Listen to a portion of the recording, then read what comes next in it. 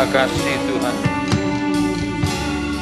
Segala puji, segala syukur, segala hormat kami panjatkan kepada Engkau ya Tuhan.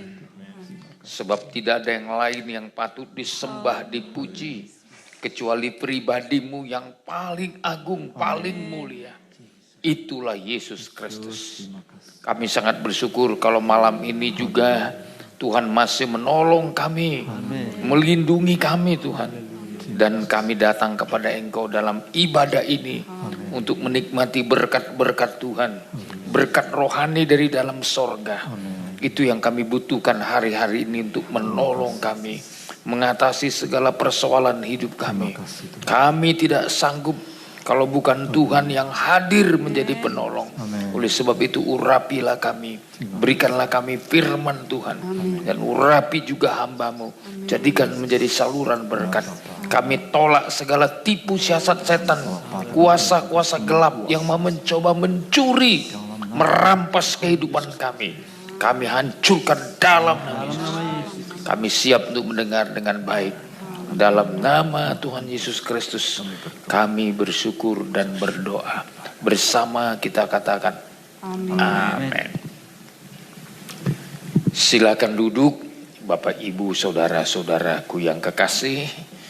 Saya mengucapkan selamat malam, salam sejahtera buat kita sekaliannya. Shalom.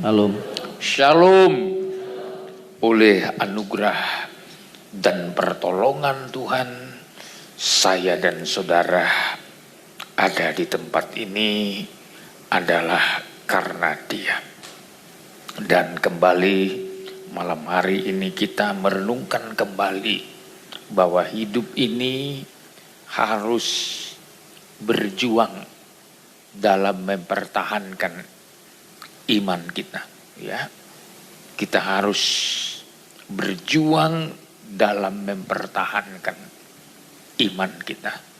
Saya banyak membahas tentang iman, ya, supaya saya dan saudara memahami betul menjaga hidup ini kuncinya dimulai dari iman kita.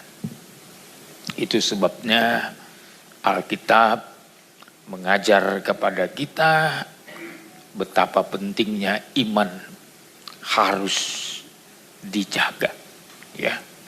Iman harus dijaga, ya. Kalau Titus, suratan Paulus kepada Titus, ya, hal yang sangat-sangat penting, ya. Coba sebentar, Titus pasal yang pertama, ayatnya yang pertama. Silakan. Ayat yang pertama, dari Paulus, hamba Allah dan Rasul Yesus Kristus, untuk memelihara iman orang-orang pilihan Allah, ya, dan pengetahuan akan kebenaran seperti yang nampak dalam ibadah kita. Ya. Paulus menulis surat kepada Titus bahwa orang-orang pilihan Tuhan pun, ya, harus dipelihara imannya. Dengan kata lain, walaupun sudah menjadi orang pilihan Tuhan, harus tetap terpelihara imannya. Untuk memelihara iman orang-orang pilihan. Saudara, orang pilihan pun harus dipelihara imannya supaya jangan murtad. Saya menyampaikan firman Tuhan dalam tema berjuang dalam mempertahankan iman. Itu diungkapkan oleh Rasul Yudas. Ya. Yudas sangat paham kenapa umat Tuhan, orang-orang kudus harus berjuang dalam mempertahankan imannya. Ya. Kenapa saudara? Ya. Karena dia sangat memahami kerohanian manusia, kerohanian orang percaya, kerohanian orang kudus masih memungkinkan gugur kalau tidak diperjuangkan. Masih memungkinkan kandas. Ya. Rasul Paulus juga banyak berbicara kepada anak rohaninya Timotius soal iman. Kalau Paulus juga berbicara kepada yaitu anak rohaninya juga yang bernama Titus, pentingnya iman dipelihara, diperjuangkan. Ternyata kepada Timotius Rasul Paulus mengingatkan dengan tegas, kalau iman tidak diperjuangkan, kalau iman tidak dipertahankan, ada banyak risiko-risiko. Dalam 1 Timotius pasal 4 dimulai dulu. Pasal 1 dulu. Pasal 1 ayat 19. Coba 1 Timotius pasal 1 ayat 19. Silakan. Ayat 19. Beberapa orang telah menolak hati nuraninya yang murni itu, dan karena itu kandaslah iman mereka. Kandaslah iman mereka. Jadi kalau iman tidak dipertahankan, diperjuangkan, bisa kandas. Ya. Kenapa bisa kandas? Ya. Karena hati nuraninya yang murni itu, ya, ditolak. Ya. Coba terus. Di antaranya Himeneus dan Alexander yang telah kuserahkan kepada iblis supaya jera mereka menghujat. Ya. Ada 2 nama yang diangkat Paulus. Contoh dari kehidupan yang kandas. Kandas imannya. Kenapa kandas?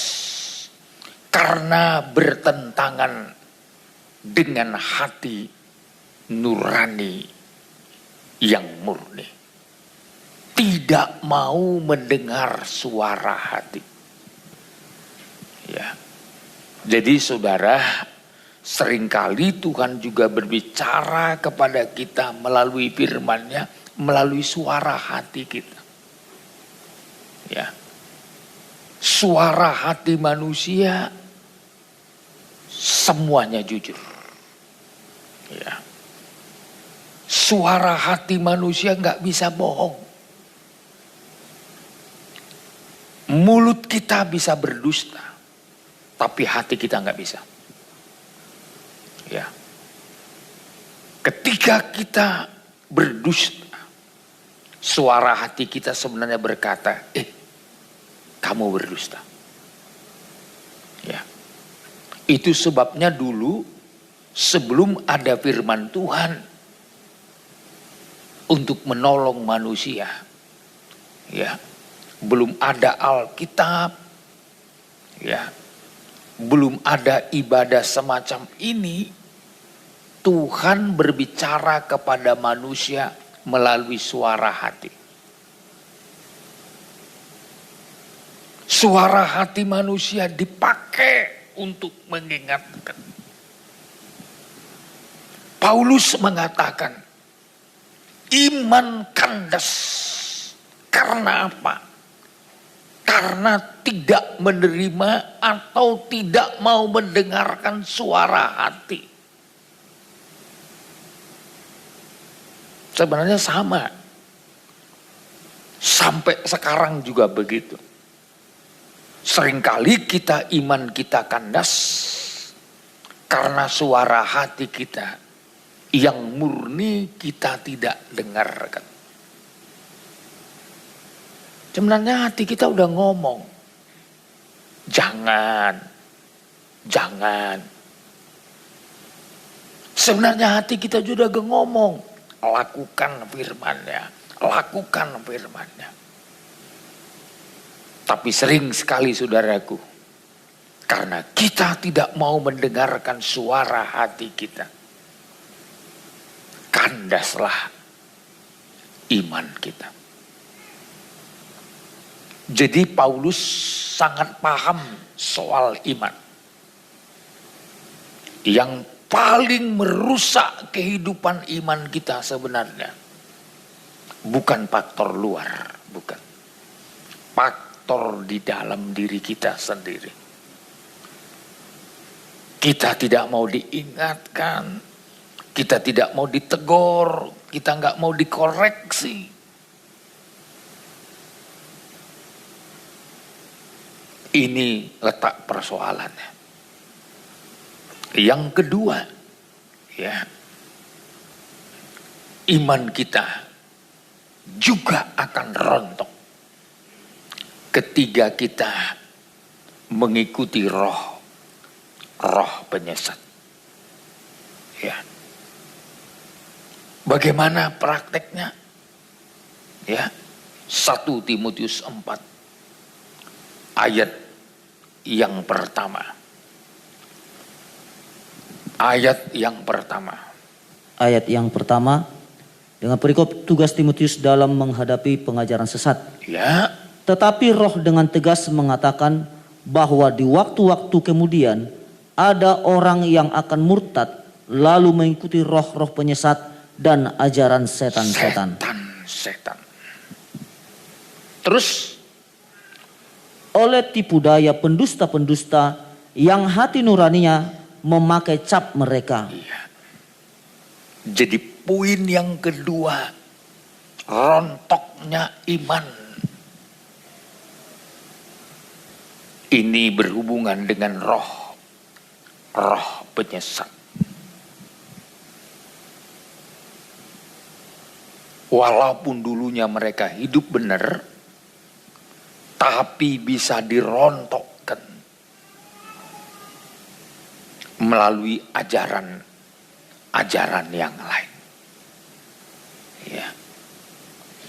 Jadi poin yang kedua, kalau iman tidak dipertahankan, salah satu dalam mempertahankan iman tetap dalam ajaran yang benar.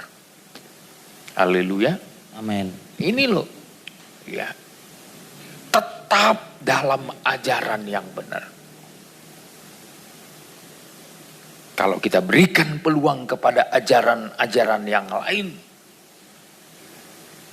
walaupun dulunya kita benar, walaupun dulunya kita baik, walaupun dulunya kita setia, tapi sebenarnya dengan mudah dirontokkan oleh roh penyesat. Ini poin yang kedua. Poin yang ketiga, saya masih berbicara nasihat Paulus kepada Timotius. Murtad atau menyangkal iman. Kenapa bisa terjadi? 1 Timotius 5 ayat 8. Ayat yang ke-8. Ya. Tetapi jika ada seorang yang tidak memelihara sanak saudaranya, apalagi seisi rumahnya, terus orang itu murtad dan lebih buruk dari orang yang tidak beriman. Iya. Ini berbicara imannya rontok, imannya hancur. Kenapa saudara? Ya. Karena mereka masuk dalam penderitaan tidak mengandalkan Tuhan. Ya. Makanya saudara, gereja Tuhan, jemaat Tuhan yang benar juga bertanggung jawab untuk menjaga ekonomi saudaranya. Ya. Karena persoalan ekonomi juga bisa merontokkan iman. Ya. Maka di sini dikatakan, tetapi jika ada seorang yang tidak memelihara sanak saudaranya, saudaranya, apalagi seisi rumahnya, orang itu murtad.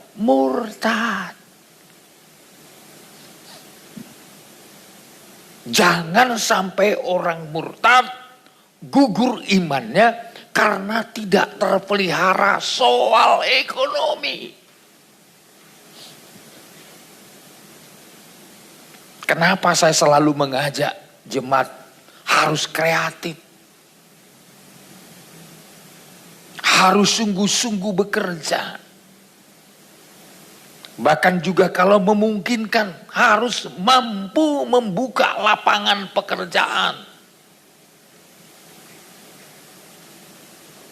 Terutama untuk saudara-saudara kita.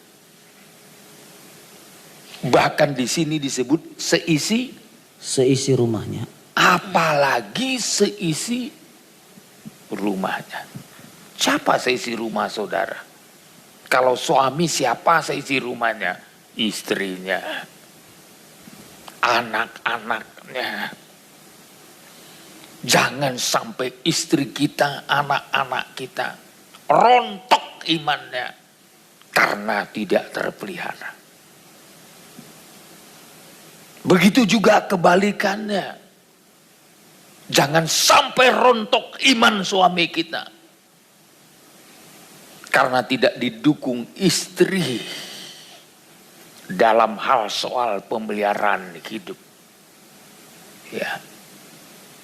Makanya kalau kita belajar kembali kepada Alkitab, kenapa iman harus perlu diperjuangkan? Ya. Supaya saudara, jangan ada yang rontok. Jangan ada yang murtad. Supaya keadaan mereka tidak lebih buruk dari orang yang tidak beriman. Jangan sampai keadaan kita lebih buruk dibanding orang dunia. Ya, hari-hari ini saudaraku, ada banyak anak-anak Tuhan. Ada banyak orang yang sudah dilibatkan Tuhan masuk dalam pelayanan. Tapi keadaannya lebih buruk dari orang-orang di luar Tuhan. Misalkan keadaan ekonominya. Ya karena nggak mau terpelihara. Atau keluarga nggak bertanggung jawab. Atau orang tua tidak bertanggung jawab atas kehidupan anak-anaknya. Bisa-bisa anak-anaknya lebih buruk keadaannya. Jadi pencuri, jadi perampok, bahkan hidup di luar Tuhan. Karena nggak dipelihara dengan baik.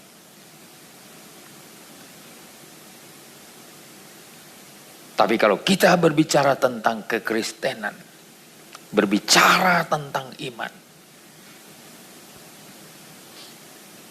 Rasul Paulus memberikan peringatan, ya, supaya jangan oleh karena penderitaan orang melupakan Tuhan.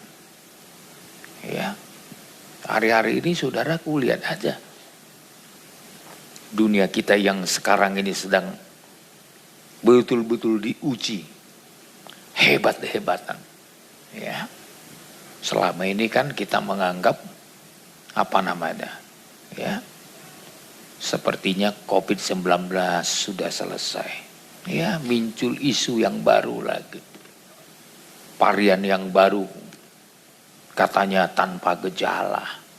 Ya, nggak batuk-batuk dan lain-lain, tapi lebih parah dari Delta. Saya pernah mencoba merenungkan, kalau begini terus, kapan lagi dunia ini aman? Kapan lagi bangkit ekonomi kita? Kapan lagi dipulihkan? Hari-hari ini saudaraku, ya, mungkin bagi saudara-saudara yang lebih beruntung, mempunyai tabungan, mempunyai stok yang cukup banyak, nggak ada masalah. Ya. Tapi bagi saudara-saudara kita yang kurang beruntung, ya, ini menjadi pergumulan berat. Ya, saya kan baru pulang dari Medan, saudara. Ya, KKR di Medan di lapangan, saudara. Ya, saya sempat bertanya kepada teman-teman hamba-hamba Tuhan, bagaimana kondisi hari-hari ini? Bagaimana situasi ekonomi, baik ekonomi jemaat maupun ekonomi para hamba Tuhan? Ternyata semua sedang mengalami ujian-ujian. Sedang mengalami tantangan yang hebat. Bahkan tidak sedikit saudaraku akhirnya lari dari firman Tuhan. Ya. Tidak takut-takut. Ya.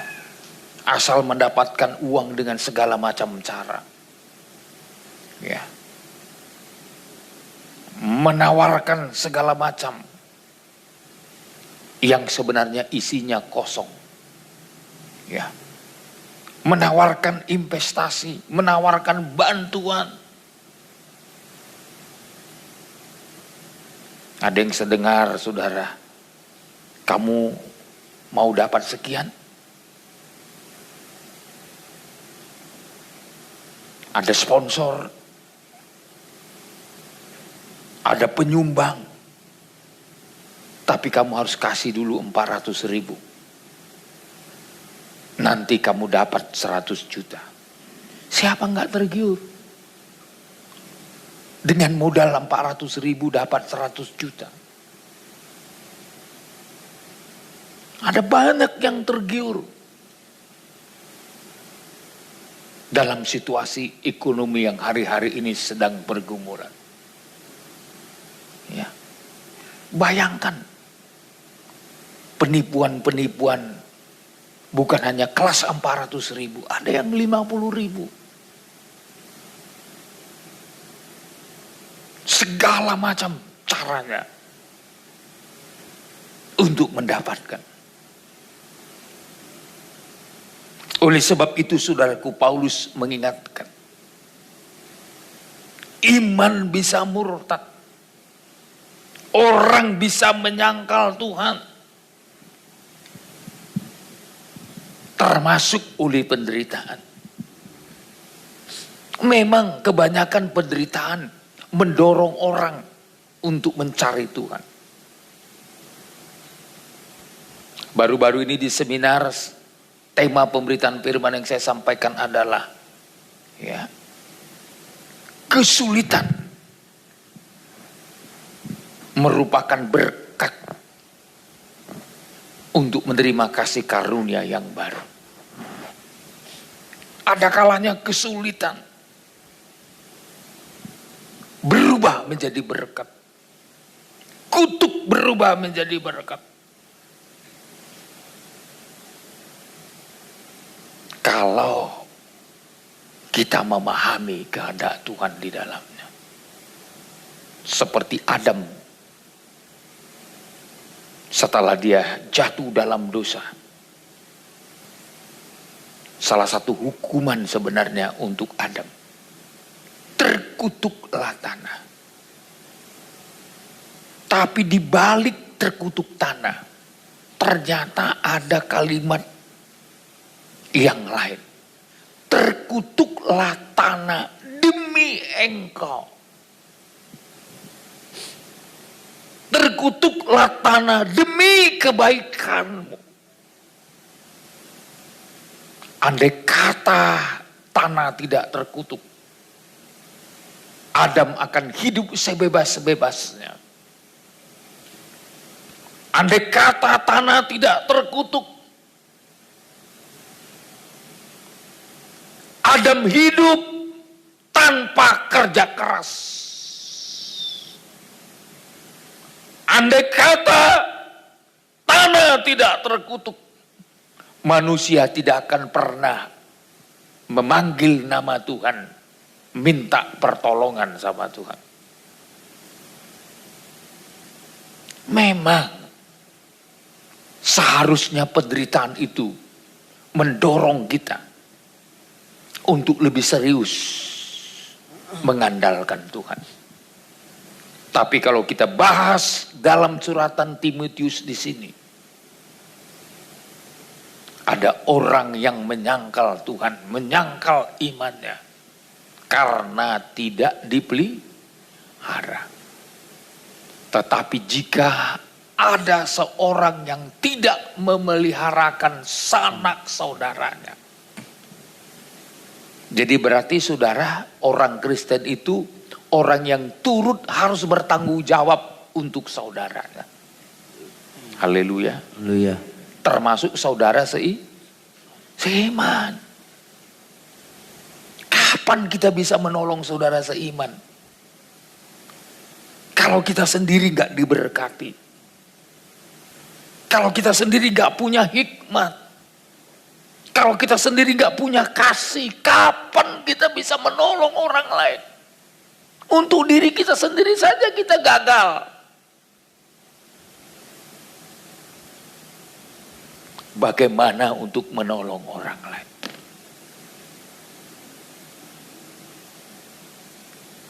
Apalagi seisi rumahnya. Bagaimana kita mau nolong orang lain? Seisi rumah kita aja nggak bisa kita tolong. Misalkan istri kita aja nggak bisa kita kasih makan.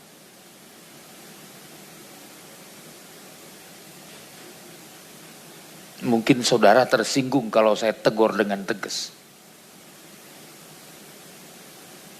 Kalau anggota keluarga kita saja, kita tidak terbeban. Mungkin saudara sebagai jemaat belum pernah bertanya kepada saya, kenapa Pak Gembala 2 kali 1 minggu datang ke Tanjung Uban?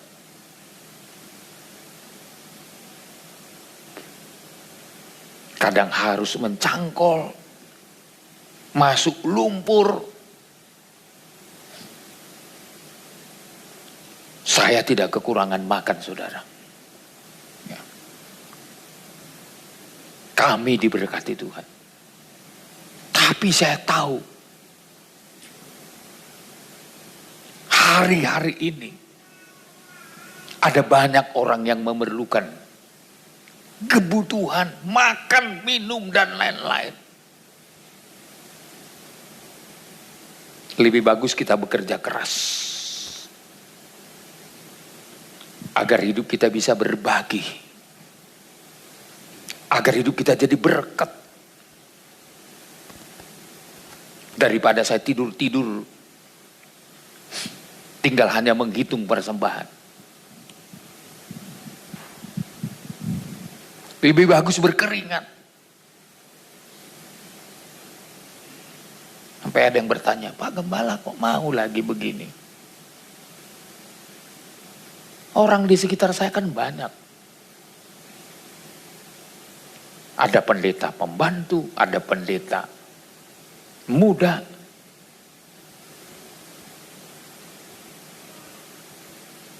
Memangnya kami ini hanya saya saja yang perlu makan? Kalau saya aja gampang. Saya pergi aja KKR ke Medan, KKR Pekanbaru, KKR kemana-mana. Saya yakin saya dipelihara Tuhan. Tapi kan gak semua sama seperti kami. Harus ada yang hidup lewat dagangannya. Harus ada yang hidup lewat karyawan. Dia harus sebagai karyawan. Dia ada yang hidup lewat peternakannya, pertaniannya, dan lain-lain. Dan hari ini yang ternyata kalau kita nggak siasati, salah satu kita sedang berhadapan dengan kebutuhan pangan. Anda tahu sampai hari ini cabai aja nggak turun. Cabai setan 120.000. Itu di sana. Saudara orang pasar pasti lebih tahu berapa sekarang. Kangkung aja di Batam. Sekarang ini 15.000 1 kilo.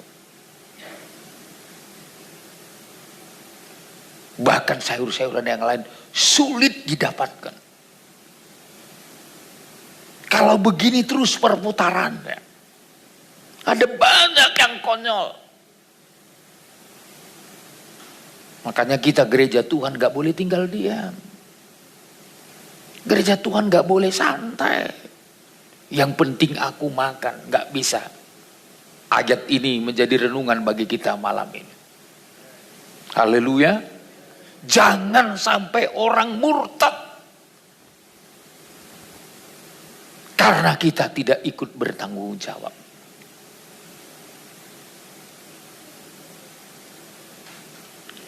Untuk memperjuangkan iman, mempertahankan iman kita, juga berkaitan dengan kebutuhan. Kebutuhan makan, minum, kebutuhan yang lain-lain.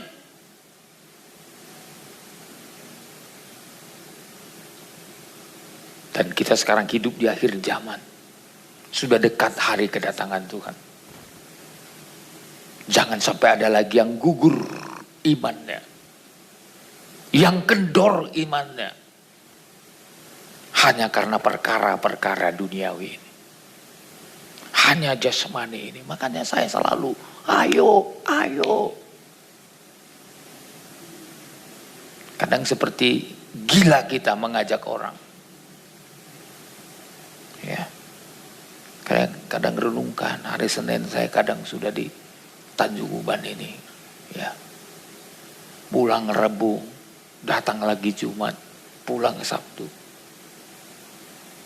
Secara hati saya sebenarnya sedih.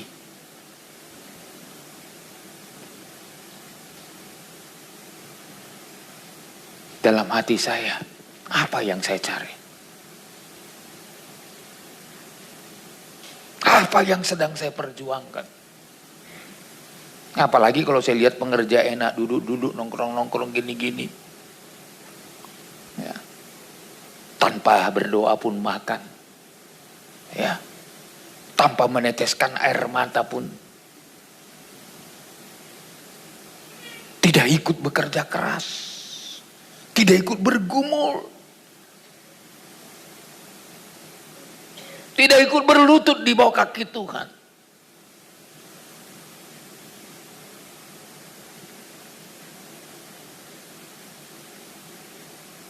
Sekarang mungkin masih memungkinkan. Karena jemaat masih bisa memberi. Tapi satu kali ketika jemaat juga diuji.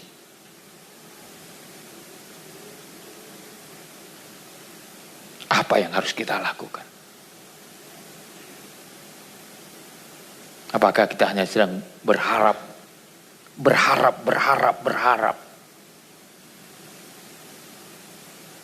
tanpa ada tindakan nyata? Saya ingin jemaat juga harus tahu perjuangan kita hari ini. Paling tidak Anda memperjuangkan seisi rumahmu dulu. Berlanjut dengan saudara-saudaramu. Terutama saudara-saudara seiman. Ini perjuangan kita bersama. Ya bisa kita bilang, wah Nggak makan kok nggak makanlah. Kita nggak boleh menutup sebelah mata. Kita harus mengerti apa tanggung jawab sebagai orang percaya dalam memperjuangkan imannya. Selama beberapa hari ini saya agak kurang tidur, saudara. Ya. Karena memberikan arahan kepada pelayan-pelayan kita di Medan dan sekitarnya. Ya. Hampir setiap hari selama beberapa hari sejak hari Minggu, saya tidurnya jam 3 pagi. Kadang jam 3:30, saudara. Karena saya mengajak mereka untuk ikut memikirkan ke depan. Untuk ikut berjuang ke depan. Termasuk memperjuangkan jemaat lokal mereka. Ya. Jangan hanya sekedar menjadi penonton. Jadi Paulus mengerti betul. Poin yang ketiga, orang bisa murtad atau menyangkal iman. Seiring dengan berjalannya waktu.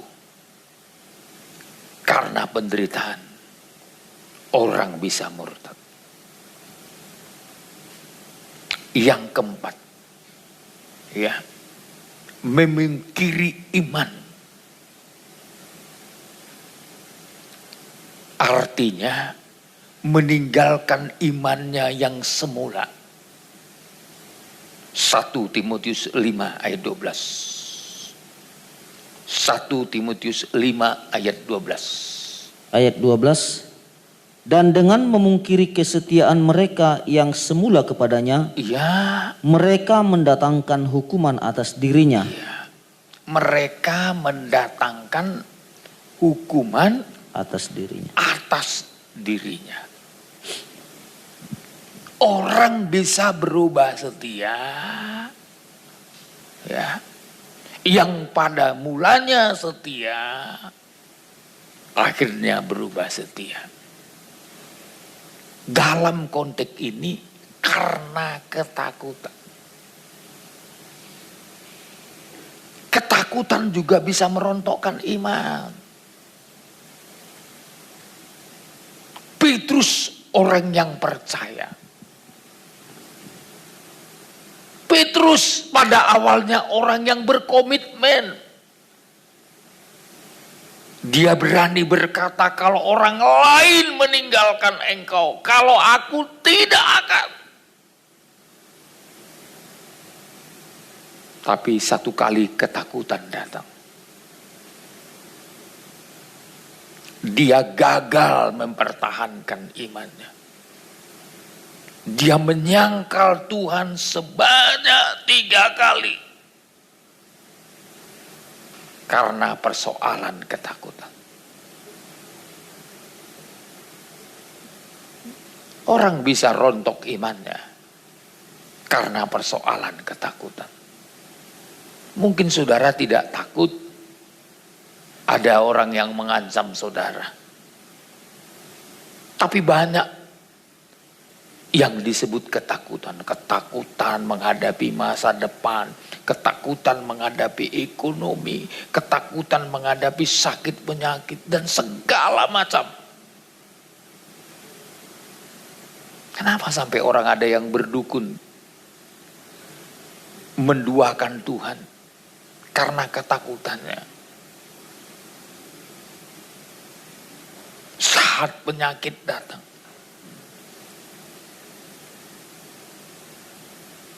Kenapa orang banyak khawatir?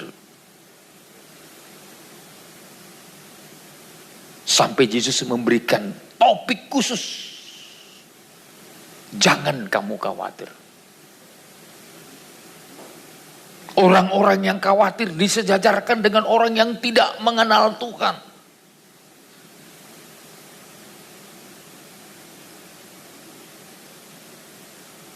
Tuhan Yesus berkata, jangan kamu khawatir soal apapun juga. Tapi saudara, ada banyak orang yang khawatir mengarah kepada ketakutan.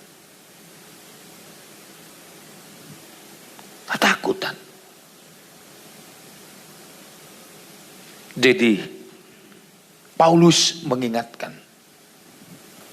kita tidak menutup kemungkinan memungkiri iman kita semula, menyangkal iman kita semula karena ketakutan, seperti Petrus.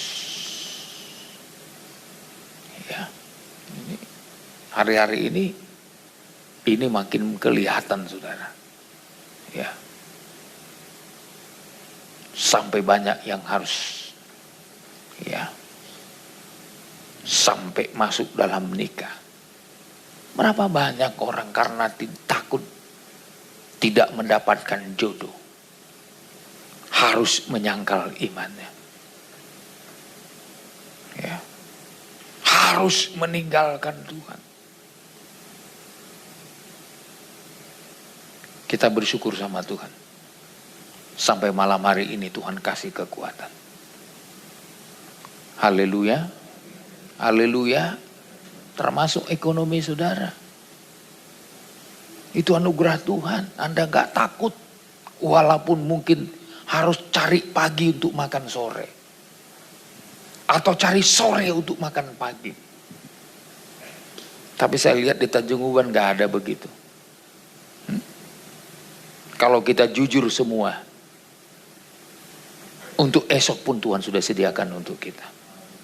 Haleluya. Bahkan kalau kita jujur, untuk bulan depan pun sudah Tuhan siapkan untuk kita. Tapi di kota lain banyak saya tahu. Ya. Untuk mendapatkan kebutuhan sore hari, harus berjuang pagi hari. Ya. Gak usahkan lewat bekerja. Saya punya teman-teman pendeta dulu. Sampai menangis saya mendengar kesaksian mereka. Mereka harus pergi ke persekutuan doa. Yang dimana dikasih makan siang. Karena berkat mereka terbatas. Nanti makan siang ini, nasi kotak ini dibawa pulang ke rumah. Untuk dibagi untuk istri dan anak. Biar bisa makan, saudaraku. Karena jemaatnya di samping sedikit memang tidak mampu berkorban. Ini bukan orang lain yang cerita. Pendetanya yang langsung ngomong sama saya sambil meneteskan air mata. Saya bilang, Pak, jadi bagaimana Bapak menghidupi istri dan anak Bapak di tengah pelayanan? Dia bilang, saya harus masuk ke persekutuan doa. Nanti nasi kotaknya dibagi, saya bawa pulang ke rumah. Masuk lagi persekutuan doa siang, malam. Dulu kan kalau di Jakarta, kalau ada persekutuan doa, kalau hamba Tuhan hadir itu dikasih berkatnya sedikit-sedikit. Di samping dikasih makan, dikasih lagi uang saku. Jadi kalau dia mengikuti 3 persekutuan doa, 1 hari, itu dia dapatkan untuk makan pagi, makan siang, makan malam. Sampai dia bilang sama saya, Pak, kalau bisa, tolonglah beli lemari saya. Waduh, saya bilang, kamu di Jakarta, saya di Batam mau beli lemari, kamu gimana? Saya bilang, inilah berkatnya. Waktu saya kasih berkat, dia menangis. Dia bilang, terpaksa Pak, saya harus utarakan sama Bapak. Kita ini di Tanjung Uban, saya rasa gak ada yang begitu. Anda bisa mendapatkan pemeliharaan Tuhan. Itu mujizat. Itu anugerah.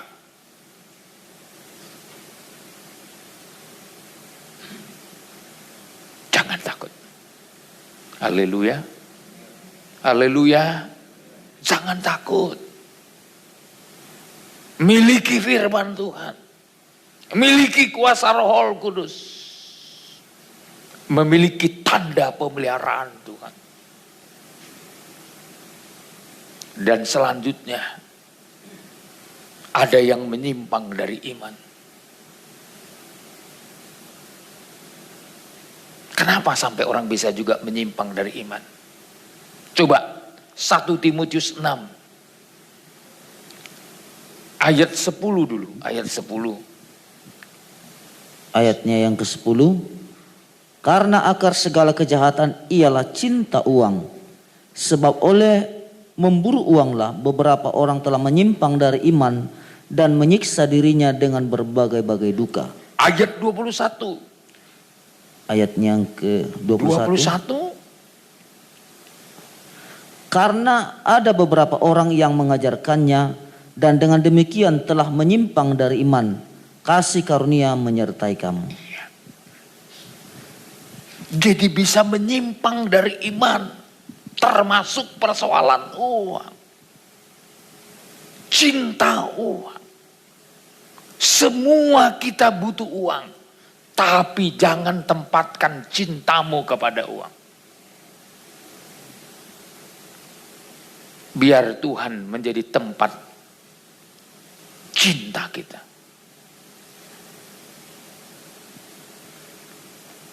Uang itu hanya alat saja.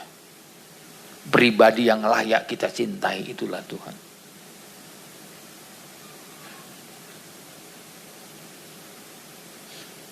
Sumber berkat adalah Tuhan. Cintailah si pemberi berkat itu. Kalau uang itu berkat. Anugerah. Tapi jangan kita lebih tinggikan uang dibandingkan si pemberinya. Ya. Tuhan itulah yang memberikan.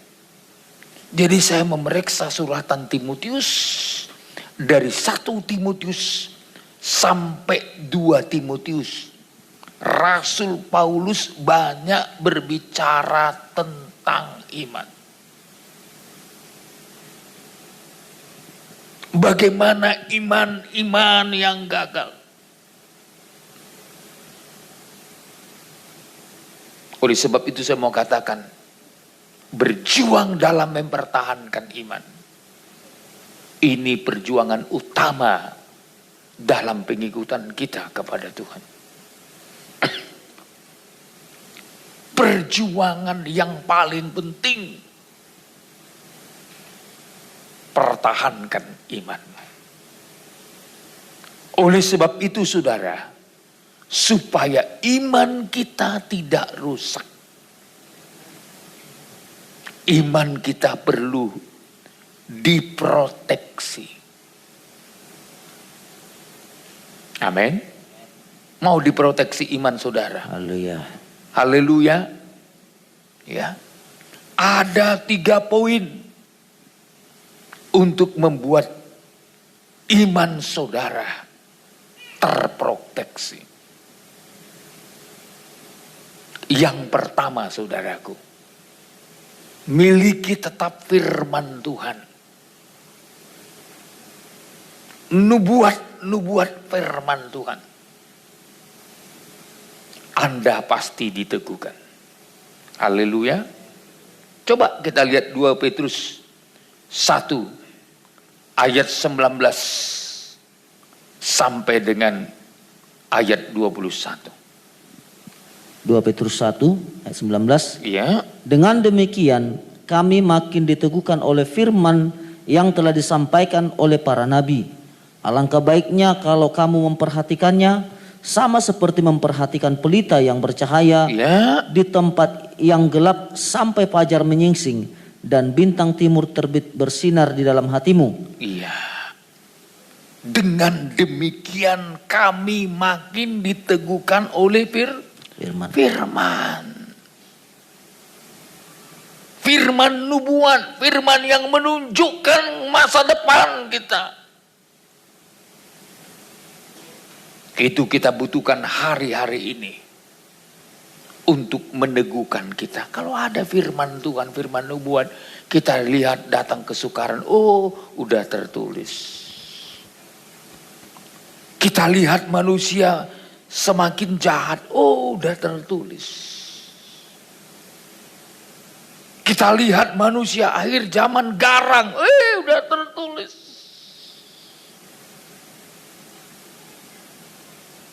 Kita lihat manusia memberontak ke orang tua, udah tertulis. Kita lihat orang tidak tahu berterima kasih, udah tertulis. Kita nggak bingung kalau memperhatikan firman yang sudah dinubuatkan. Nggak bingung kita menghadapi dunia ini. Orang beribadah tapi tidak memiliki kuasa ibadah, udah tertulis. Orang ibadahnya seremonial saja. Secara lahiriah saja. Liturgi saja. Tapi memungkiri kuasa Tuhan. Ibadahnya tidak mengandung kuasa. Ibadahnya tidak membawa perubahan dalam hidupnya.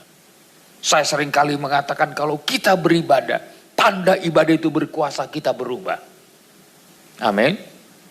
Tanda ibadah kita itu berkuasa, kita berubah.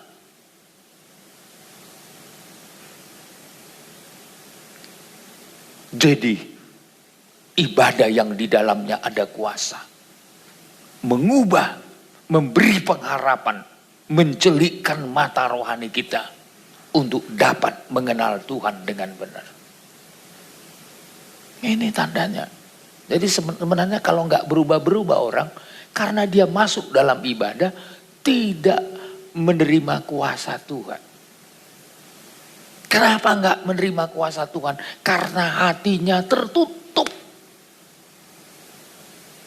Nggak tembus firman Tuhan masuk dalam hatinya. Tadi malam saya katakan khotbah saya di Balui. Persoalan terbesar manusia bukan terletak di dalam iblis, bukan. Bukan karena tidak tahu. Tapi persoalan terbesar manusia ada di hatinya. Hati manusia. Disitulah letak persoalan. Karena apa? Hati itu bisa menutup atau membuka. Kalau hatinya terbuka untuk firman Tuhan, Tuhan akan masuk dalam hatinya. Kalau hatinya tertutup kepada firman Tuhan, Tuhan gak bisa masuk.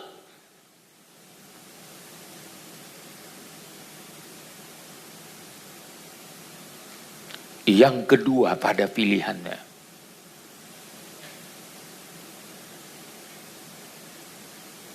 Esau sebenarnya sudah dipersiapkan untuk menerima berkat sulung.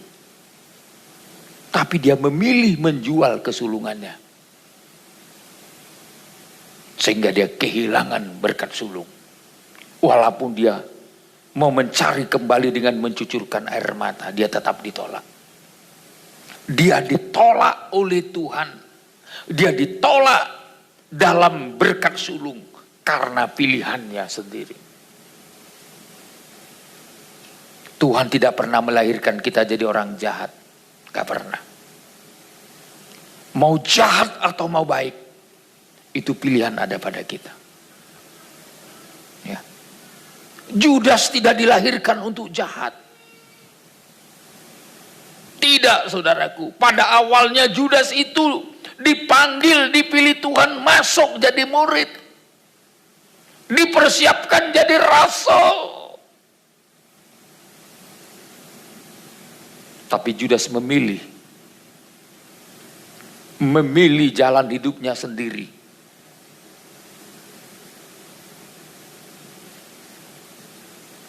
Karena hatinya dipenuhi oleh mamon. Dia memilih apa? Memilih mengkhianati Yesus Kristus. Yang kedua, pilihan kita sendiri. Ya, mau jadi baik, pilihlah yang baik. Mau jadi orang benar, pilihlah, hiduplah sesuai dengan pertobatan yang Tuhan inginkan. Termasuk kami mau dipakai Tuhan, kami harus memilih, harus menjadi hamba Tuhan yang sungguh-sungguh serius, biar kami bisa dapat dipercaya oleh Tuhan dalam pemakaiannya. Karena Paulus katakan kepada Timotius, percayakanlah kepada orang yang dapat dipercaya. Kalau saudara dan saya sudah dipercaya, apalagi Tuhan percaya sama kita. Oh, segala berkat rohani di dalam sorga menjadi bagian hidup kita. Di dunia aja kalau orang udah percaya sama kita, Anda nggak perlu repot-repot, ini uang nah pakai katanya. Nanti terserah kamu kembalikan kapan. Kalau udah dipercaya saudara. Tapi kalau nggak dipercaya, dia bisa mampu memberi, tapi tidak akan diberikan kepada kita. Karena kita tidak bisa dipercaya. Paling enak kalau udah dipercaya. Haleluya. Dalam pelayanan juga gitu. Dalam berkat jasmani pun begitu. Kalau udah Tuhan percaya kita. Tuhan kasih berkatnya, Tuhan kasih rezeki, kita tetap setia dan berguna bagi Tuhan. Ada kaitan harta kita untuk Tuhan, untuk memuliakan Tuhan, Tuhan tambah. Hari ini saudara bisa dipercaya 10 juta.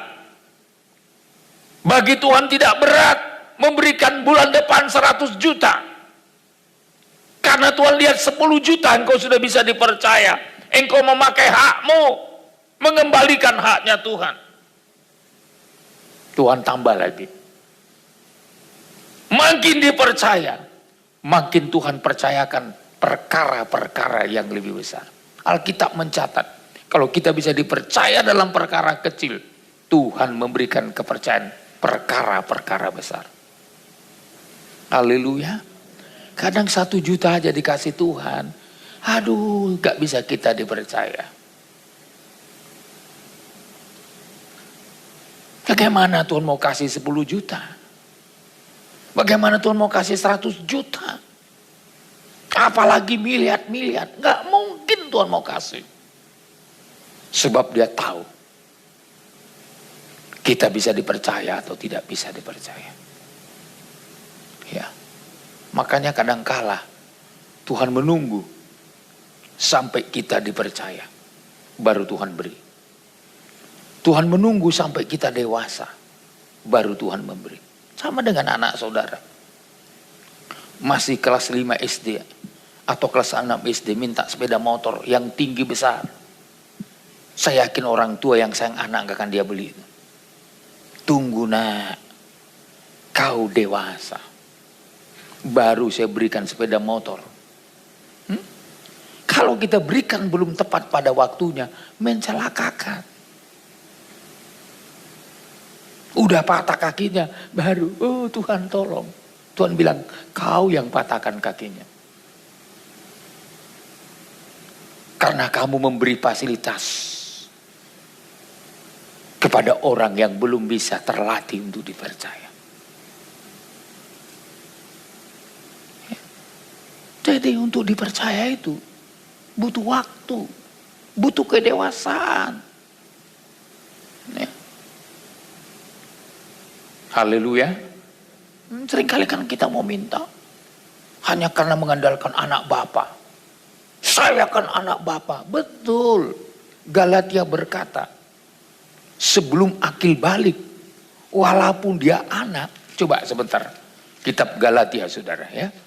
Kita perhatikan dulu kitab Galatia. Walaupun dia anak ya. Jangan kira kalau udah anak kepatentengan. Enggak saudara ya. harus menunggu dipercaya. Galatia 4 dulu ayat 1. Silakan ayat 1. Ya. Yang dimaksud ialah selama seorang ahli waris belum akil balik, Ya. sedikit pun ia tidak berbeda dengan seorang hamba, sungguh pun ia adalah tuan dari segala sesuatu. Iya. Selama seseorang belum akil balik, belum menuju kepada kedewasaan. Di sini Alkitab mencatat, walaupun dia ahli waris, sedikit pun ia tidak berbeda dengan seorang hamba. Kalau seseorang belum dewasa, belum bisa dipercaya, Tuhan tunggu sampai kamu dewasa di dalam Tuhan. Sampai kamu bisa menggunakan fasilitas dari sorga untuk kemuliaan Tuhan. Baru Tuhan kasih nih sama kamu. Gunakan ini untuk kemuliaan nama Tuhan. Ini makanya kita pun jangan mentang-mentang anak, aku kan anakmu, aku kan anak Bapa. Anak yang hilang pernah difasilitasi sama bapaknya, malah jadi terhilang. Mintalah katanya. Dia minta fasilitas dari bapaknya, bagian dia. Karena dia ngotot minta, bapaknya bilang oke lah nalah. Tapi anak ini pergi meninggalkan rumah bapaknya. Apa yang terjadi saudaraku? Semua dia hamburkannya. Sampai terjadi kelaparan. Jadi cerita anak yang hilang. Dia hilang bukan karena gak diberkati. Dia hilang justru karena diberkati. Kadangkala kita gitu. Waktu miskin setia. Ibadah, haleluya. Doa, puasa, haleluya. Ada sedikit dapat tentengan. Kenapa? Hidupnya tidak bisa dipercaya sama Tuhan. Tidak ada tanda kedewasaan. Kadangkala Tuhan izinkan kita banyak penderitaan, kemiskinan dan kesukaran. Supaya tetap kita seperti semula Tuhan panggil. Haleluya. Haleluya. Haleluya. Supaya anak yang hilang itu pulang kembali ke rumah bapaknya. Diizinkan miskin. Diizinkan kerja di kandang babi. Sangkin sayangnya si pemilik babi, karyawannya yang bernama anak yang hilang gak dikasih makan nasi babi. Karena lebih cinta dia sama babinya yang akan disembelih. Jangan kurus, malah kawan ini ngilir makan nasi babi. Untung dia sadar di rumah bapaknya ada banyak makanan yang berlimpah. Di rumah bapaknya ada pekerjaan. Langsung dia berkata, aku akan kembali. Aku telah berdosa terhadap Bapa dan terhadap sorga. Dia pulang saudara. Dan ketika dia pulang, Tuhan mengembalikan fasilitasnya sebagai anak. Sampai abangnya, kakaknya yang sulung cemburu. Cemburu melihatnya. Karena dia diperlengkapi. Lebih dari semula. Kalau dulu dia berangkat gak dikasih cincin. Tapi setelah pulang dikasih cincin. Kasih sepatu. Kasih jubah. Kasih semua. Disembeli lagi. Anak dong. Untuk pesta. Waktu berangkat gak diberangkatkan pakai itu saudaraku. Tapi dia pulang. Sadar dia. Disambut habis-habisan. Saudara, ini pelajaran bagi saya dan bagi saudara. Kadangkala kita diberikan banyak hal yang terbaik. Belum tentu membuat kita menjadi lebih baik. Tapi kadangkala kemiskinan datang. Kesukaran datang. Membuat hidup kita bertobat. Sadar bahwa kita memerlukan Tuhan. Haleluya. Haleluya. Ini yang Tuhan kehendaki. Ya. Oleh sebab itu saudaraku, Sekali lagi, kita mohon kemurahan Tuhan supaya saya dan saudara berjuang dalam mempertahankan iman. Kita perlu diproteksi oleh Tuhan, ya. Diproteksi oleh Tuhan, ya. Oh, dengan luar biasa kemurahan Tuhan yang membuat saudara dan saya terproteksi. Yang pertama tadi firman nubuat, ya. Itu memproteksi kehidupan saya dan kehidupan saudara, ya. Jadi kalau ada firman nubuat, berarti ada proteksi dari Tuhan untuk kehidupan kita. Lalu saudaraku, ada kuasa apa tadi yang disediakan Tuhan bagi kita, ya. Ya. Kalau tadi berkat yang pertama memproteksi kita, firman nubuat. Berkat yang kedua memproteksi hidup kita adalah kita dijaga oleh Tuhan untuk tidak tersandung, ya. Kita dijaga oleh Tuhan untuk tidak tersandung. Jadi penjagaan Tuhan, yaitu Yudas 1 ayat 24. Ayat 24. Haleluya. Ayat 24. Ya. Bagi Dia yang berkuasa menjaga supaya jangan kamu tersandung. Mau tidak tersandung? Amen. Beri hidupmu dijaga sama Tuhan. Jangan sampai tersandung. Jangan sampai jatuh.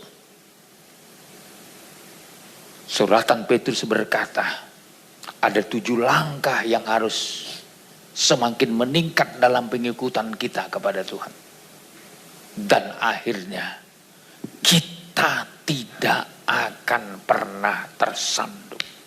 Tidak akan pernah jatuh.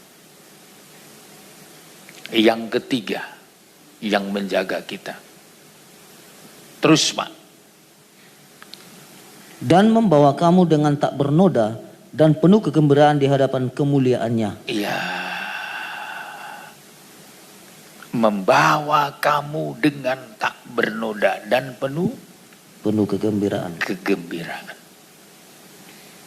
Kenapa kita sangat perlu poin yang ketiga, disucikan dan supaya kita tetap bergembira.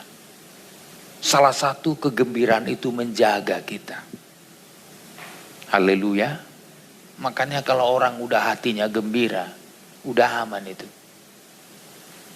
Maka dulu dinyanyikan lagi, hati yang gembira adalah obat. Termasuk obat stres dan depresi. Coba ada gembira, saudara. Seperti obat hati yang senang, tapi semangat yang patah keringkan tulang. Hati yang gembira, Tuhan senang. Jadi hati yang gembira ini poin yang ketiga yang sangat kita perlukan. Siapa yang memberikan kegembiraan? Roh Kudus. Maka dalam istilah Alkitab, roh sukacita, roh penghibur. Kalau dalam terjemahan lain saudaraku, roh kudus atau roh penghibur ini digambarkan bagaikan yaitu sayap. Sayap Raja Wali. Kita bagaikan kehidupan yang dierami. Dalam istilah Alkitab, roh Allah melayang-layang. Dalam terjemahan aslinya disebut racap. Racap yang artinya mengerami. Bagaikan disejajarkan dengan induk Raja Wali. yang mengerami telurnya. Kalau Anda tahu tugas mengerami itu bagaimana dahsyatnya. Yang pertama, ketika burung Raja Wali mengerami telurnya atau ayam, artinya setiap hari memberikan sentuhan. Supaya saudara bergembira terus, Anda harus mengalami sentuhan Roh Kudus setiap hari. Haleluya. Makanya kan ayam itu ya mengerami telurnya. Bayangkan sampai 21 hari. Dia sentuh terus telur ini. Kadang dia putar sana, putar gini, putar gini. Jadi saudara pun harus mengalami kuasa Roh Kudus. Membuat sentuhan-sentuhan. Yang kedua, kalau sedang dierami ada penjagaan terhadap temperatur. Ya, jadi ketika induk Raja Wali mengerami telurnya atau induk ayam mengerami telurnya, yang dia jaga temperatur, suhu.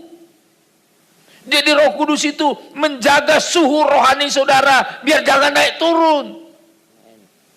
Haleluya. Biar hangat terus ikut Tuhan, hangat terus berdoa, hangat terus membaca Alkitab, hangat terus melayani Tuhan. Enggak tempo-tempo. Kalau telur yang dierami itu tempo-tempo, gawat, busuk semua. Coba praktekkan. Lihat ayam saudara yang mengerami telur ayam. Ditinggalkan seminggu, tewas itu semua. Jadi busuk semua itu. Ya. Makanya dia jaga terus dengan temperatur. Sebenarnya temperaturnya bukan persoalan karena ditutup begini, enggak.